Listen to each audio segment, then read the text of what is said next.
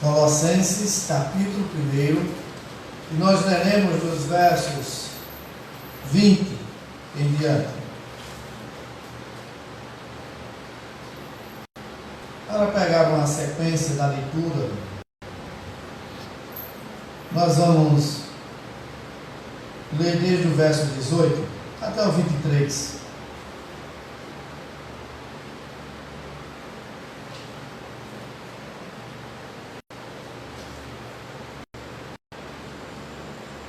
Convido os irmãos a colocarem-se de pé.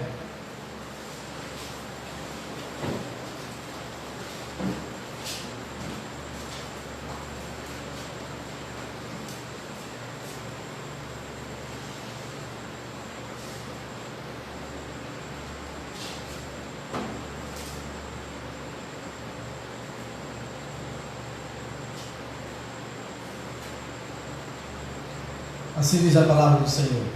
Colossenses capítulo 1, versos 18 ao 23. Ele é a cabeça do corpo, da igreja. Ele é o princípio, o primogênito dentre os mortos, para em todas as coisas ter a primazia. Porque aprove a Deus que nele residisse toda a plenitude, e que, havendo feito a paz pelo sangue da sua cruz, por meio dele reconciliasse consigo mesmo todas as coisas, quer sobre a terra, quer nos céus.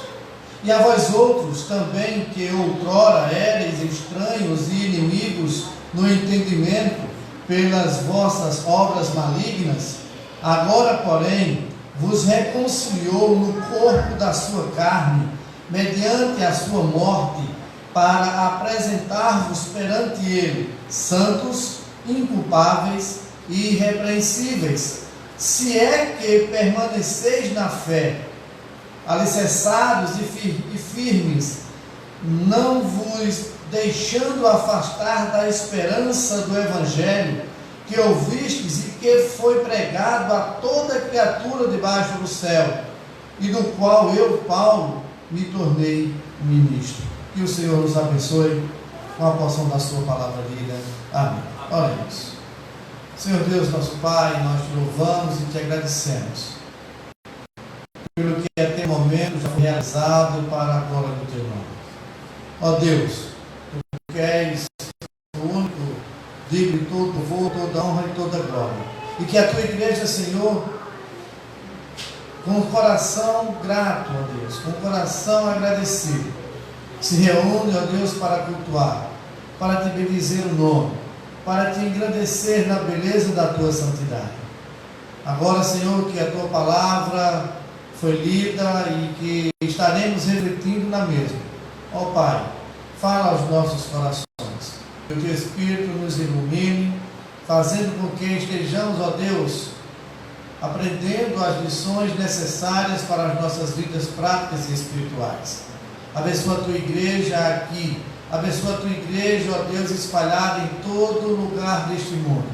Ó Pai, que todos os teus servos estejamos, ó Deus, com o mesmo objetivo, de louvar o teu nome e de aprender da tua santa palavra.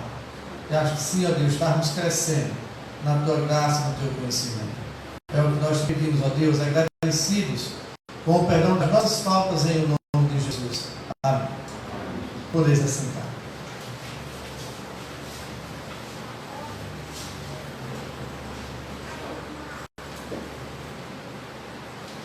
Amados, na última mensagem que estivemos refletindo aqui com os irmãos,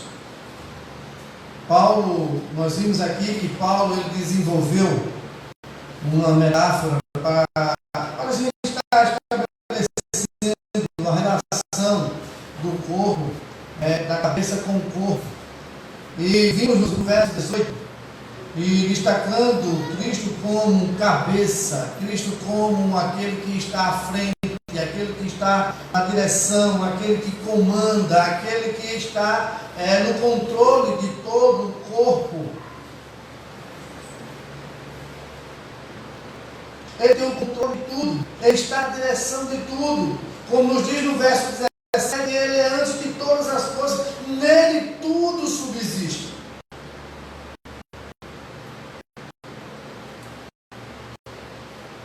Mas vimos também no verso de número 19, porque aprove a Deus que nele residisse toda a plenitude. Então Deus se agradou, amados, de que toda a sua plenitude habitasse em Cristo Jesus. E de que por meio dele todas as coisas fossem reconciliadas com Deus, fossem reconciliadas consigo mesmo. E aí nós vamos observar no verso de número 20, o verso de número 22, que fala dessa reconciliação. Sim, amados irmãos, a reconciliação que aqui nesse texto ele está mencionando, que o apóstolo Paulo faz referência, tem a ver com a humanidade, tem a ver com o ser humano, embora também ele mostre que ele vê como o objetivo de reconciliar, como nos mostra no versículo de número 20, reconciliar-se consigo mesmo todas as coisas, quer sobre a terra, quer nos céus. Mas o apóstolo Paulo, ele vai trazer à tona aqui o destaque quanto à reconciliação do homem com Deus.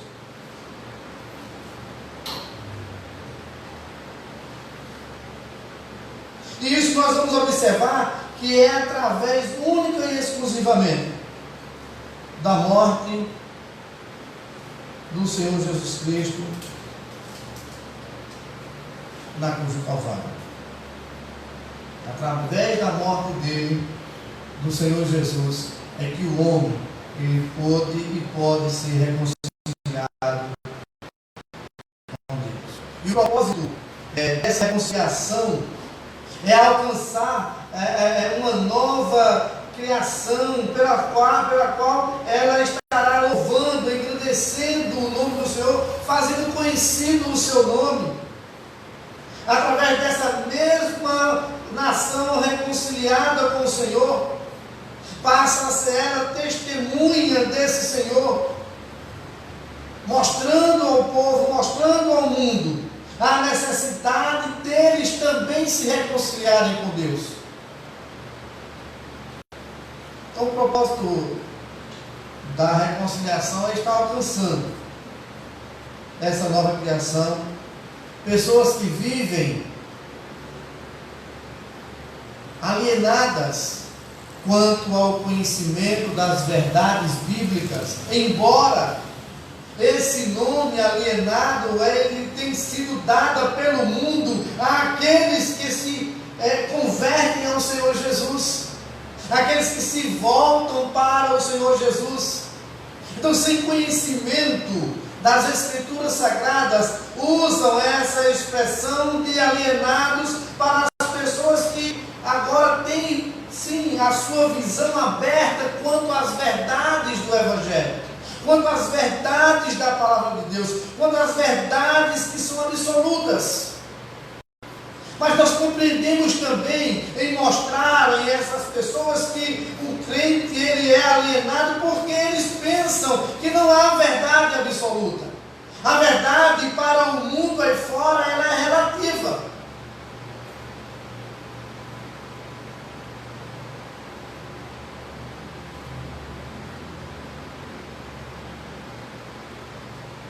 Mas para que essas pessoas, de fato, venham a entender essa verdade de Deus absoluta, essa verdade que é realmente aquela que muda e que apresenta ao homem tudo aquilo que é necessário para a sua vida, não só neste mundo, mas no mundo por vir. E o objetivo disso é fazer com que essas pessoas que vivem no mundo, elas possam se aproximar de Deus. Elas possam se aproximar do Senhor através de uma reconciliação. E que Paulo vai falar aqui aos Colossenses de uma maneira muito clara e apontando única e exclusivamente Cristo como sendo o propósito dessa reconciliação. De Paulo é mostrar Cristo como divino reconciliador. Esse é o propósito do apóstolo Paulo, até porque aquela igreja estava sendo afetada por heresias, aquela igreja estava sendo bombardeada com ensinos contrários às Escrituras. Aquela igreja estava sendo bombardeada por aqueles que eram falsos mestres, aqueles que eram falsos profetas, aqueles que eram falsos ensinadores e que estavam tentando tirar daquilo que é a centralidade da igreja, o Senhor Jesus.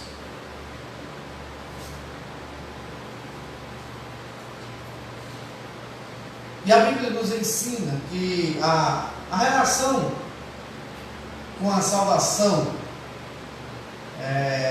está intimamente ligada e unicamente ligada a Ele, o Senhor Jesus. Ele que é o Redentor, Ele que é o causador da reconciliação do homem com Deus. Jesus, ele não é apenas uma pessoa importante, e que embora muitos naquela época também até falavam de que ele fora um grande homem, um homem de muita importância, porém nada além disso. Ele não era aquele que era o Salvador, ele não era o Messias prometido.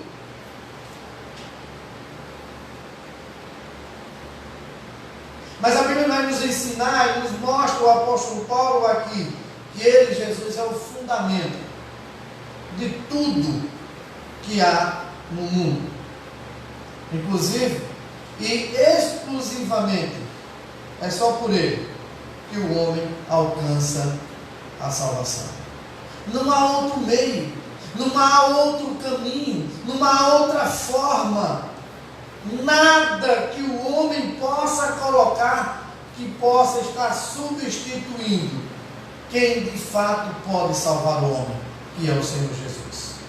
Por isso queremos destacar nesta noite, nesses versos, dos versos 20 ao verso 23, embora tenhamos lido desde o verso 18, mas estaremos observando os versos de 20 ao 23, algumas verdades de Cristo como reconciliador.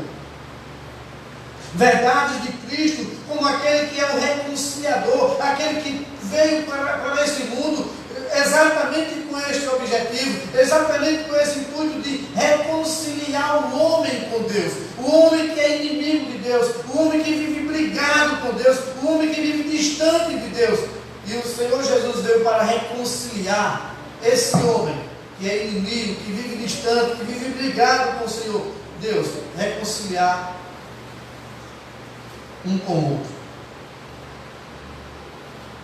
Então, a primeira verdade que queremos observar, amados, nesse texto, especialmente o verso de número 20, é que aqui mostra o apóstolo Paulo a origem, mostra o apóstolo Paulo o fundamento da reconciliação. Veja o verso de número 20. Agora, e que havendo feito a paz pelo sangue da sua cruz, por meio dele, reconciliasse consigo mesmo todas as coisas, quer sobre a terra, quer nos céus. E o verso de número 22 diz: agora, porém, vos reconciliou no corpo da sua carne, mediante a sua morte, para apresentar-vos perante ele santos, inculpáveis e irrepreensíveis. Amados, desde o início da criação, Cristo, ele é o princípio da reconciliação. Desde o início, se você abrir a sua Bíblia lá em Gênesis, capítulo 3, o verso 15, o verso 21, o capítulo 4 de Gênesis e o verso de número 4, nós vamos observar versículos que nos apontam para o sacrifício do Senhor Jesus na cruz. Versículos que nos mostram que já lá no início, já tinha nos planos de Deus, nos propósitos de Deus, o sacrifício de Cristo na cruz. Então a origem é o fundamento para a reconciliação, é essa cruz de Cristo, é o sacrifício dele na cruz. Veja, e havendo feito a paz pelo sangue da sua cruz, por meio dele, reconciliar-se consigo mesmo todas as coisas. Então, amados, todos os sacrifícios que no Antigo Testamento nós observamos todos os símbolos do sacrifício de Cristo na cruz do Calvário. Tudo que a Bíblia nos mostra quanto aos sacrifícios realizados no templo lá no Antigo Testamento era direcionado quanto ao sacrifício na cruz. Era um símbolo quanto ao que Jesus estaria fazendo na cruz. Isso porque, amados, o homem, ele estava longe. Isso porque o homem estava distante, estava vivendo perdido neste mundo, cego espiritualmente, inimigos de Deus, mortos espiritualmente. Então Deus, ele tomou a iniciativa dessa reconciliação do homem consigo mesmo. E aí, se nós observarmos, eu gostaria que abrisse as suas Bíblias em Gênesis capítulo 3.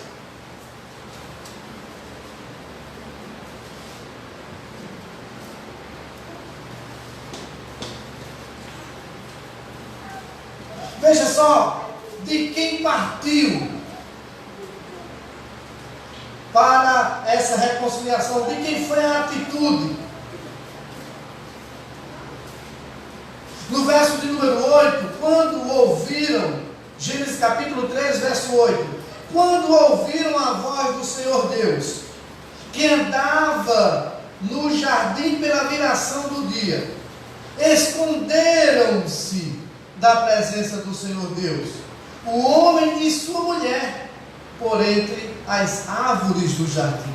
Olha só, o homem, ele percebeu que havia pecado, ele percebeu que havia desobedecido, ele percebeu que havia transgredido a lei de Deus, lei essa que o próprio Deus tinha dado para eles.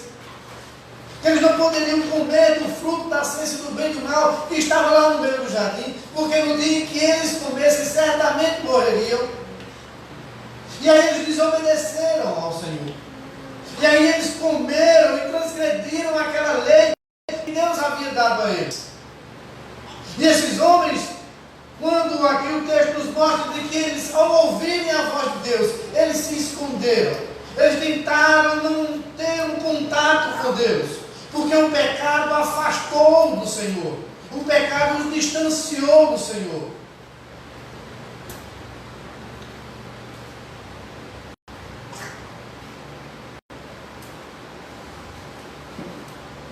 Mas veja que no verso 9 nos diz o seguinte: e chamou o Senhor Deus ao homem e lhe perguntou: onde estás? Deus vai ao encontro do homem. Deus que vai em direção ao homem para o alcançar, para fazê-lo compreender que eles estão vivendo separados e distantes dele. Não somos nós, não foi o homem que buscou essa reconciliação. O homem a cada dia ele mergulha mais e mais no pecado. O homem a cada dia ele busca mais e mais se distanciar de Deus. O homem a cada dia ele busca mais e mais se afastar do Senhor. E como nos mostra lá em João capítulo de número 3, o homem ele busca as trevas. Olha só o que nos diz o texto. João capítulo 3 nos traz o seguinte: ele que não vai querer saber de Deus, ele que não vai querer saber do Senhor. Nos diz o verso de número 20: pois todo aquele que pratica o mal aborrece a luz e não se chega para a luz, a fim de não serem arguidas as suas obras. Não querem se aproximar de Deus, não têm desejo de buscar o Senhor, não tem vontade de querer ouvir Deus falar ao seu coração. Por isso que quando pessoas que não são crentes são convidadas para participarem de um culto, para ouvir o Evangelho, para ouvir a mensagem da palavra de Deus, eles recusam-se. Por que recusam-se? Porque não têm vontade de ouvir a verdade, não têm vontade de ouvir aquilo que pode falar ao seu coração. pode estar apontando para os seus erros, que pode estar apontando para a sua condição de pecadores perdidos. Porque todo aquele que pratica o mal aborrece a luz e não se chega para a luz, a fim de não serem arguidas as suas obras.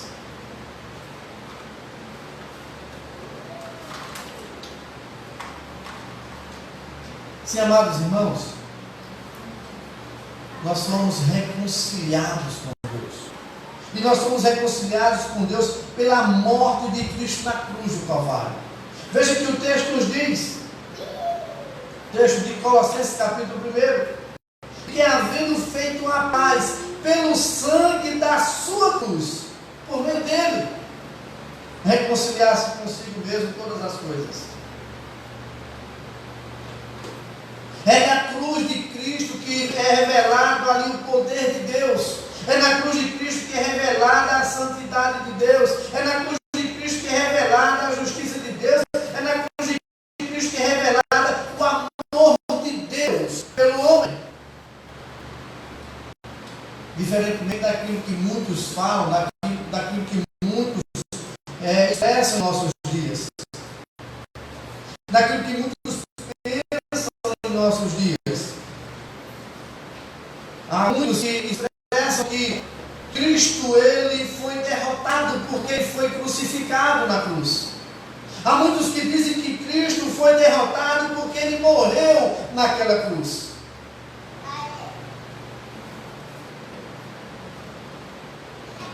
Mas amados, por ser Cristo crucificado naquela cruz, traz para a gente uma mensagem de regozijo, traz para a gente uma mensagem de reconciliação, traz para a gente uma mensagem de esperança, pois ele mesmo disse, João Batista disse, eis o Cordeiro de Deus que tira o pecado do mundo. E ele veio para realizar um sacrifício único, não mais sendo necessário sacrifícios como no Antigo Testamento. Do sacrifício dos animais, isso constantemente. Ele fez e realizou um sacrifício de uma vez por todas.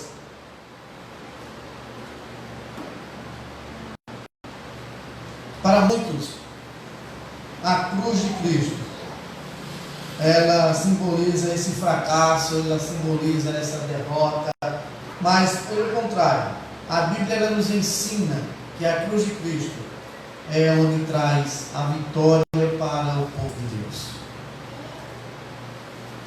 Se você depois, com mais tempo, ler a carta de Paulo aos Coríntios, na sua primeira carta, capítulo 1, do verso 18 em diante, ali mostra-nos de uma maneira muito clara. Os versículos falam de uma forma muito aberta quanto à veracidade do que traz a mensagem da cruz. Abra sua Bíblia na carta de Paulo aos Coríntios, no capítulo 15, desta feita. 1 Coríntios capítulo 15. E nós estaremos lendo os versos 54 ao 57. Especialmente a parte final do verso 54 que diz: tragada foi a morte pela vitória. Onde está a morte, a tua vitória? Onde está a morte, o teu aguilhão? O aguilhão da morte é o pecado, e a força do pecado é a lei. Graças a Deus, que nos dá vitória por intermédio de nosso Senhor Jesus Cristo, aquele que foi crucificado na cruz, aquele que foi sepultado ao terceiro dia ressuscitou dentre os mortos. Porque é na cruz de Cristo o homem vai encontrar a sua reconciliação com Deus. Abra sua Bíblia em Gálatas, capítulo de número 6, verso de número 14.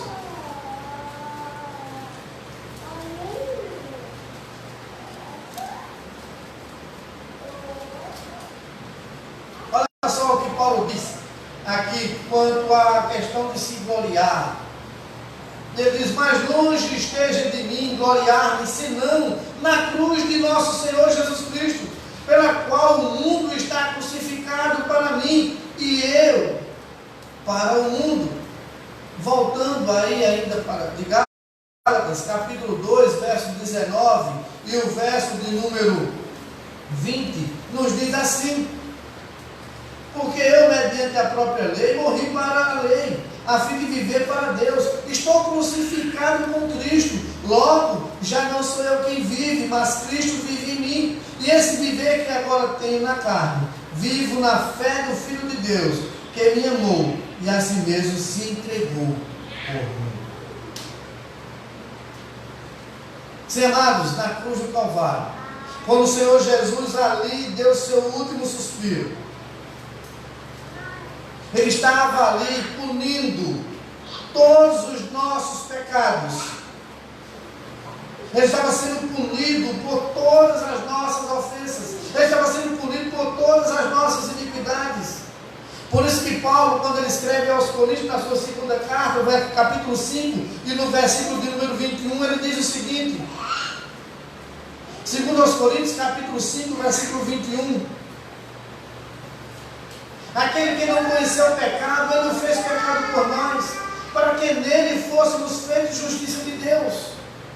Então o Senhor Jesus, ele ao morrer na cruz do Calvário, ele estava sendo punido pelo próprio Deus em nosso lugar.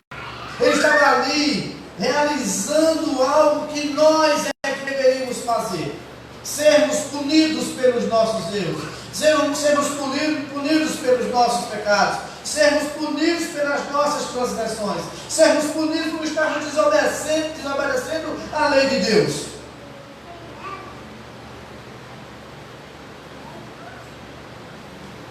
A cruz, ela foi e é o resultado do amor de Deus por cada um de nós. Na cruz, Deus ali, ele demonstrou o seu grande amor por cada um de nós, pecadores. E aí nós vamos observar em Romanos capítulo 5, versículo 8, mas Deus prova o seu próprio amor para conosco pelo fato de ter Cristo morrido por nós, sendo nós ainda pecadores. Ali na cruz demonstra Deus o seu grande amor pelo pecador. É a cruz de Cristo, amados, o instrumento de Deus para salvar o pecador perdido, para alcançar o homem que vive distante, para alcançar o homem que é inimigo de Deus. Mas, amados, além dessa verdade de Cristo como reconciliador, sendo Ele a origem, sendo Ele o fundamento dessa reconciliação, e isso aconteceu lá na cruz do Calvário. Mas se nós observarmos, como já destacamos aqui, antes mesmo de ele ter sido executado na cruz, ele já havia sido executado antes da fundação do mundo. Porque nos propósitos eternos de Deus já estava o sacrifício de Cristo em o nosso lugar.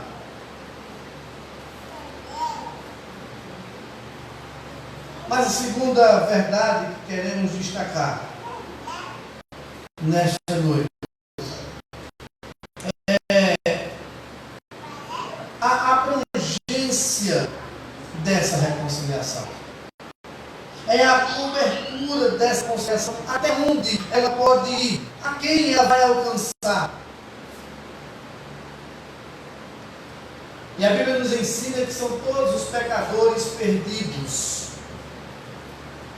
Veja que em Atos capítulo 17, versículo de número 30, nos diz o seguinte: Atos 17, versículo 30. Ora, não levou Deus em conta os tempos da ignorância. Agora, porém, notifica aos homens que todos, em toda parte, se arrependam. Então, qual a abrangência para a reconciliação? Todos os homens. Todos aqueles que prostrados estarão aos pés do Senhor. Todos aqueles que, reconhecendo, sendo eles pecadores, que carecem do sacrifício de Cristo. Todos aqueles que se prostram diante do Senhor, confessando os seus pecados. Todos os homens, de todos os lugares. Mas como nos diz o texto, é necessário que se arrependam.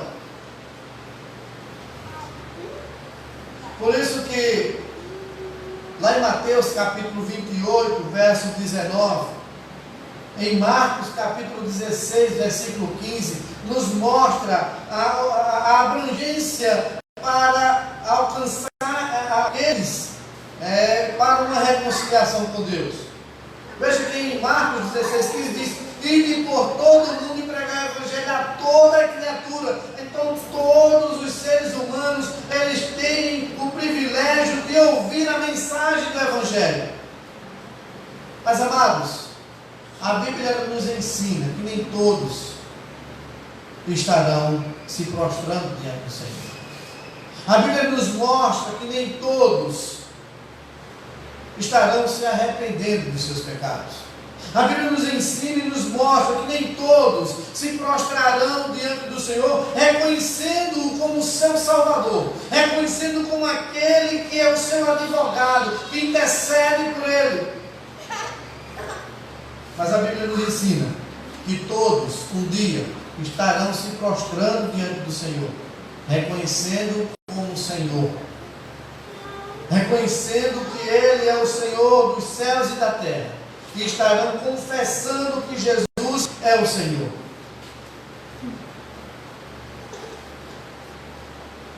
Outros textos mais estariam nos mostrando essa abrangência, essa palavra de reconciliação, ela é direcionada. Os homens, eles viviam na época de Paulo e vivem ainda em nossos dias, estranhos às questões espirituais, estranhos quanto às questões das escrituras sagradas. São pessoas que vivem inimigas, e a gente pode até colocar inimigas de forma declarada quanto a Deus. Não vivem uma vida de busca ao Senhor, não vivem uma vida de inclinação para aquilo que é de Deus. Ao contrário, vivem uma vida buscando cada vez mais viver distante do Senhor, não reconhecendo como aquele que morreu na cruz, não reconhecendo como aquele que deu a sua vida em seu lugar. E aí muitas das vezes tem buscado fazer algo para buscar alcançar, quem sabe, alguma coisa relacionada à salvação. O homem, ele se perdeu nos seus pecados, o homem se perdeu nessa escuridão, que vive distante de Deus. É aquele que vive alheio a tudo que é de Deus, como nos mostra Paulo aos Efésios, no capítulo 4, no verso de número 17 ao verso de número 19. Amados, o homem, ele não é apenas cego, o homem não é apenas morto nos seus delitos e pecados, mas a Bíblia nos diz que esse homem, ele é inimigo de Deus. Esse homem, ele não quer nada com Deus. Esse homem não quer nenhum contato com o Senhor.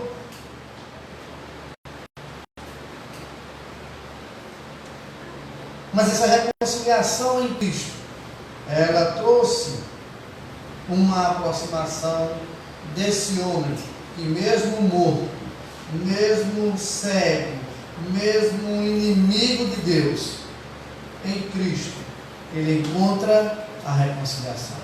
Veja Efésios capítulo 2, versículo 13.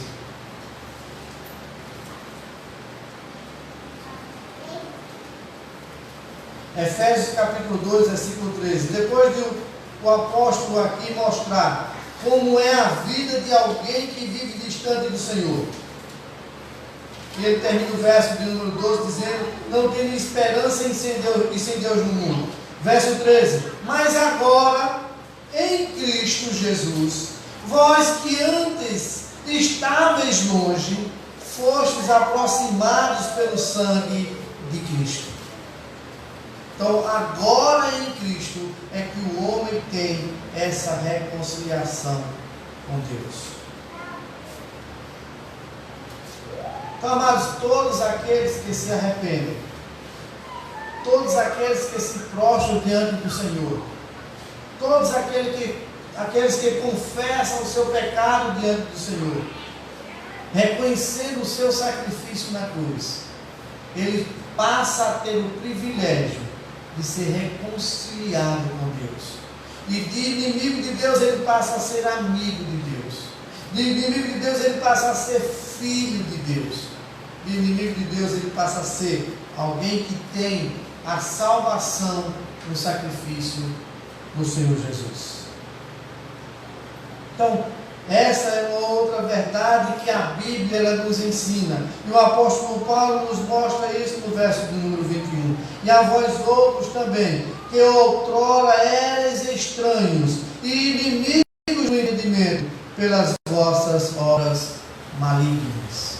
Veja o que o texto ele traz muito claro.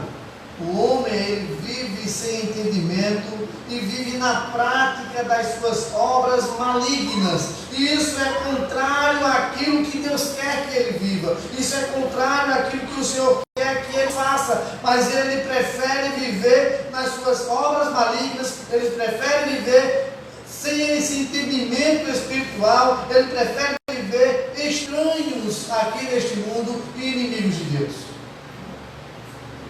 Isso porque o homem ele é muito voltado para as coisas deste mundo. O homem é muito voltado para as coisas desta vida. Ele se esquece de que o Senhor preparou um lugar para nós no porvir. E aguarda o momento, cada um de nós estamos aguardando o momento de estarmos neste lugar. Nós vimos pela manhã, quando o presbítero destacou que aqui estamos no mundo, mas precisamos passar o Jordão. E passar o Jordão significava dizer que ele ia chegar à terra prometida. Passar o Jordão significava dizer que ele estaria alcançando a promessa que Deus havia feito, de ter tirado eles do Egito para uma terra que manava leite e mel. E é assim para com cada um de nós em nossos dias. O Senhor nos tirou do mundo, nos tirando do Egito. E estamos atravessando o Jordão, aguardando chegar do outro lado, para estarmos nas mansões celestiais, para estarmos na Canaã celestial.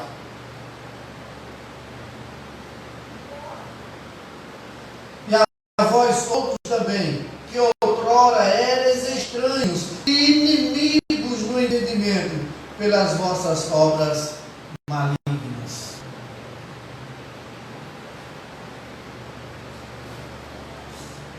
A terceira verdade que quero destacar está no verso de número 22 e 23, quando ele diz: agora porém vos reconciliou no corpo da sua carne, mediante a sua morte, para apresentar-vos perante ele santos, inculpáveis e irrepreensíveis, se é que permaneceis na fé, alicerçados e firmes, não vos deixando afastar da esperança do Evangelho, que ouvistes e que foi pregado a toda criatura debaixo do céu, e do qual eu, Paulo, me tornei ministro. Então, aqui Paulo ele vai mostrar para aquela igreja de Colossos que não somente tem essa verdade da origem para a reconciliação, que é a cruz de Cristo, não somente essa abrangência da reconciliação, que todos os homens pecadores, todos aqueles que carecem realmente ouvir a mensagem do Evangelho, ele traz agora o objetivo dessa reconciliação. Qual a razão pela qual o Senhor Jesus veio reconciliar o homem com Deus? Eu quero destacar duas coisas aqui. A primeira delas Veja que o versículo nos diz. E agora, porém, vos reconciliou no corpo da sua carne, mediante a sua morte, para apresentar-vos perante ele santos, inculpáveis e irrepreensíveis. Mas veja que no verso de número 20, ele diz: de que havendo feito a paz pelo sangue da sua cruz, por meio dele, reconciliar-se consigo o mundo. Então a primeira coisa que eu quero observar e destacar aqui como alvo, como objetivo dessa reconciliação, como a razão pela qual o Senhor Jesus entregou-se ali naquela cruz. E aí nós vamos observar que ele precisa viver em paz. Ele precisa viver nesse mundo em paz. Por isso que ele diz no início do versículo 20, e que havendo feito a paz pelo sangue. Então o Senhor Jesus, ele veio trazer ao homem essa paz que o homem tanto deseja. E o mesmo Jesus disse em João, capítulo de número 14, verso de número 27, a minha paz vos dou, não vos dou como o mundo a dá. Então, essa paz que o Senhor Jesus veio trazer ao homem, esse homem que vive como inimigo de Deus, precisa dessa paz, como nos mostra em Romanos capítulo 5, versículo 1. Justificados, pois, pela fé, temos paz com Deus, por meio do nosso Senhor Jesus Cristo. Então, o Senhor Jesus é aquele que veio para trazer paz ao homem. Essa paz que o homem não tem por ser inimigo de Deus. Essa paz que o homem não tem por viver afastado de Deus. E só o Senhor Jesus, que com essa reconciliação, é que trouxe essa paz para cada um de nós. Veja Efésios capítulo de número 2, versos 13 em diante. Efésios 2, 13 ao verso 19, que diz assim: mas agora em Cristo Jesus, vós que antes estáveis longe, estava sem paz, estava vivendo como inimigo. Veja que o verso diz: fostes aproximados pelo sangue de Cristo, porque Ele é a nossa paz, o qual de ambos fez um, e tendo derribado a parede da separação que estava no meio, a inimizade, aboliu na sua carne a lei dos mandamentos na forma de ordenanças, para que dos dois criasse em si mesmo um novo homem, fazendo a paz, e reconciliasse ambos em um só corpo com Deus, por intermédio da cruz, destruindo por ela a inimizade. E vindo, evangelizou paz a vós outros que estáveis longe, e paz também aos que estavam perto, porque por ele ambos temos acesso ao Pai em um Espírito. Assim, já não sois estrangeiros e peregrinos, mas concidadãos dos santos, e sois da família de Deus. Amados, esse texto mostra que havia uma dificuldade ali entre os judeus, tanto aqueles que estavam longe, como aqueles que estavam perto, os gentios e os judeus, para que por intermédio dele, única e exclusivamente dele, o homem voltasse a ter e a viver em paz com Deus. Por isso que ele diz no verso de número 19: assim não sois estrangeiros e peregrinos, mas concidadãos dos santos, e sois da família de Deus, fostes reconciliados, fostes aproximados com Deus, e agora vivem uma vida em paz com Deus. Fomos amados, agora reconciliados, fomos justificados. Não existe mais a barreira da inimizade, como o texto nos mostra. Ela foi tirada. O muro da separação agora não existe mais, ele foi derribado. O homem precisa da reconciliação para ter paz com Deus.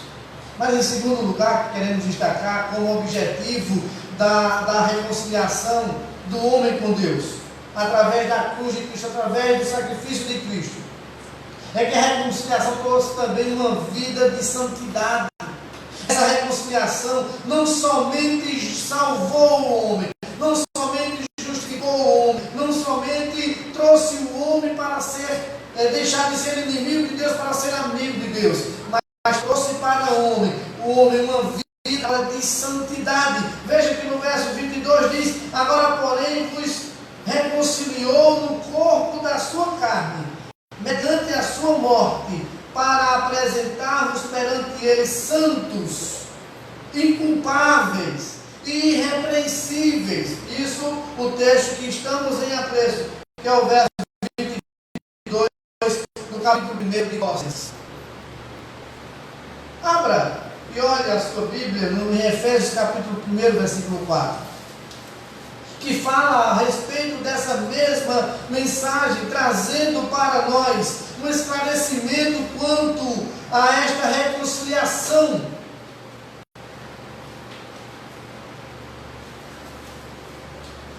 E dando-nos o privilégio de, depois dessa reconciliação, ter uma vida próxima de Deus, uma vida de santificação. Veja, assim como nos escolheu nele antes da fundação do mundo, para sermos santos e irrepreensíveis perante ele. E aí ele vai em amor, ele nos predestinou para ele, para a adoção de filhos por meio de Jesus Cristo, segundo o beneplácito de sua vontade, para o louvor da glória de sua graça, que ele nos concedeu gratuitamente no amado. No capítulo 5, ainda de Efésios, e o verso de número 27, quando o apóstolo faz a comparação relacionada da igreja com Cristo em relação ao marido e à mulher, e aí ele diz, olha, no verso 27, desde o verso 26, para que a santificasse, tendo-a purificado por meio da lavagem de água pela palavra, para a apresentar a si mesmo, igreja gloriosa, sem mácula, nem ruga, nem coisa semelhante, porém santa e sem defeito. O sacrifício de Cristo na cruz do Calvário foi com esse intuito, de trazer ao homem um privilégio de estar diante de Deus, santificado, de estar diante de Deus com uma vida agora sem mácula, sem defeito, sem mancha. O objetivo da reconciliação não é que nós continuemos a viver vidas rebeldes, não é que nós continuemos a viver vidas como antes do encontro com Cristo, não é que vivemos vidas como vivíamos antes de termos sido reconciliados com Ele, mas agora viver uma vida diferente, como nos mostra lá a carta do apóstolo Pedro, no capítulo 1, na sua primeira carta, verso 14 ao 16, que diz assim: como filhos da obediência, não vos amoldeis às paixões que tinhais anteriormente na vossa ignorância. Pelo contrário, segundo é santo aquele que vos chamou, tornai-vos santos também vós mesmos em todo o vosso procedimento. Porque escrito está: sede santo, porque eu sou santo. Então, essa reconciliação, amados, tem como alvo, tem como objetivo termos uma vida de santidade. Não somente de sermos reconciliados, sermos justificados, sermos alcançados pela sua graça e misericórdia, para termos a salvação, mas depois de alcançarmos esse privilégio, continuarmos a ter uma vida de comunhão com Ele. E essa vida, ela é refletida quanto à nossa vida de santidade, pois nós somos chamados, nós somos reconciliados com Deus para uma vida de santidade. Esse é o objetivo da nossa reconciliação com Deus. Esse é o alvo da nossa reconciliação com Deus. Termos uma vida de paz, termos uma vida de santidade. E esse versículo aqui nos mostra, no final, que não somente nós fomos escolhidos, não somente nós somos chamados, não somente nós somos reconciliados para vivermos uma vida de santidade, mas também uma vida inculpável, uma vida irrepreensível. E aí nós vamos observar que ele traz nessas expressões aqui algo de suma importância para a igreja do Senhor Jesus. Algo de suma importância para estarmos atentando quanto à nossa vida enquanto aqui vivermos, enquanto aqui estivermos. Precisamos ter essa vida santa, precisamos ter essa vida realmente separada, precisamos ter essa vida dedicada ao Senhor, precisamos ter essa vida consagrada ao Senhor. Essa vida de santificação traz isso. É uma vida reconciliada, agora é uma vida onde busca uma vida de agradar ao Senhor, agradar a Ele, estar fazendo aquilo segundo a sua vontade. Lá no Salmo 37, versículo 4, diz assim: agrada-te do Senhor, e Ele satisfará o desejo do teu coração. O sentido é, olha, viva do inteiro agrado de Deus, e Ele satisfará o desejo do teu coração. Consequentemente, o desejo do nosso coração será algo que vai agradar a Deus, será algo que é da vontade de Deus. Por isso o texto diz: e Ele satisfará o desejo do teu coração. Porque quando o homem ele busca ter essa vida de santificação, quando o homem busca ter uma vida inculpável aqui neste mundo, sem manchas, e traz aqui, quando fala inculpável, esse momento que ele fala sem manchas aqui, traz a alusão aqui àquilo que era acontecido quanto aos o sacrifício do Antigo Testamento. E ali eram animais que eram necessários serem limpos para serem aceitáveis no sacrifício que era realizado ali pelos sacerdotes. Mas ele diz também que não somente é necessário ter uma vida santa, não somente é necessário ter uma vida inculpável, mas também é necessário ter uma vida irrepreensível, ou seja, é uma vida em que não haverão dedos apontados para o seu dia a dia, para o seu procedimento, para a forma de vida que você vive aqui, que deve ser para o agrado de Deus. Então, as pessoas não estarão apontando para você, as pessoas não estarão apontando para aquilo que você tem feito, que é contrário à vontade de Deus. Por quê? Porque você busca viver exatamente o contrário, aquilo que é para o agrado de Deus. Porque quando se tem uma vida de santificação, porque tem uma vida de paz, ele busca ter uma vida sem mancha aqui neste mundo, para que tudo aquilo que ele faça seja para o inteiro agrado do Senhor. E assim, ele não dar brechas para que seja apontado quanto às suas práticas. E aí ele tem uma vida irrepreensível. Não vai dar oportunidade para que as pessoas estejam apontando o dedo, criticando aquilo que eles estão vivendo para a glória de Deus. Ao contrário do que o inimigo das nossas almas ele busca, ao contrário do que o inimigo das nossas almas ele quer, é tentar desmanchar tudo aquilo que nós professamos ser em Cristo Jesus. Tentando desmanchar tudo aquilo que nós professamos ser desde o momento em que fomos reconciliados com Deus. Não ter uma vida santa. É isso que o inimigo das nossas almas busca colocar na mente do povo de Deus. De ter uma vida aqui cheia de manchas. De ter uma vida aqui repreensível, onde as pessoas podem apontar.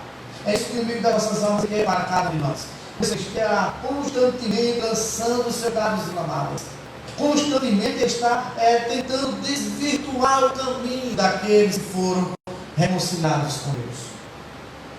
Depois, se você for possível, leia aquele livro, O Peregrino, de John Bunyan, onde você vai ver tudo o que acontece na vida do cristão, quando ele está percorrendo, trilhando a sua jornada para chegar no seu objetivo.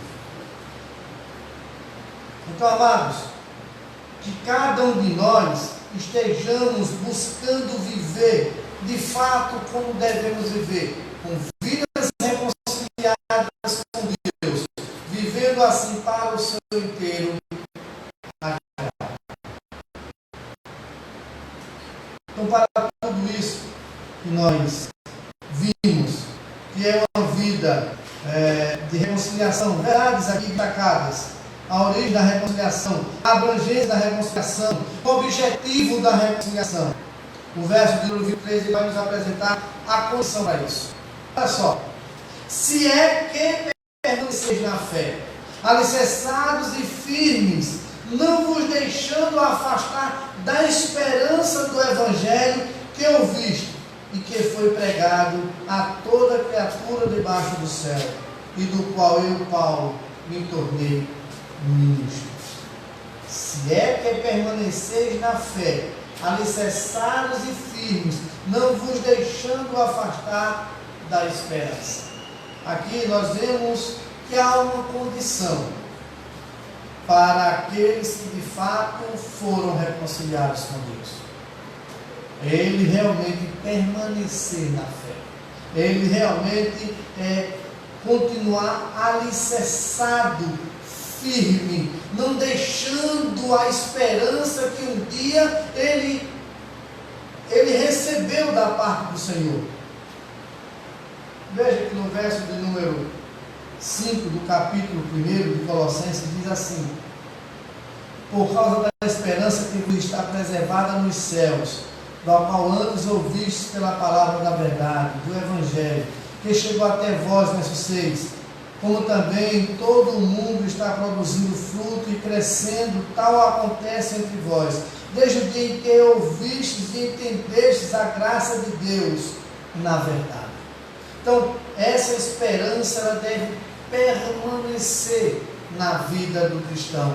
É ele continuar firme, ele continuar seguro, ele continuar alicerçado ali, não se deixando levar pela não esperança. Pelo contrário, ele deve se deixar levar por essa esperança, como nos mostra no verso 27 do capítulo 1 de Colossenses, aos quais Deus quis dar a conhecer, qual seja a riqueza da glória deste mistério entre os gentios, isto é, Cristo em vós, a esperança da glória.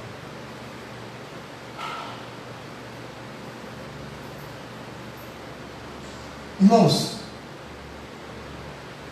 em Cristo nós temos vida, em Cristo nós temos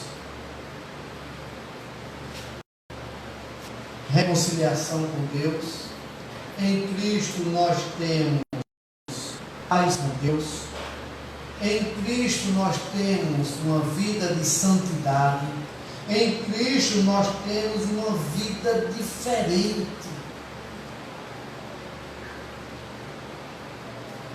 O que resta a cada um de nós como servos de Deus?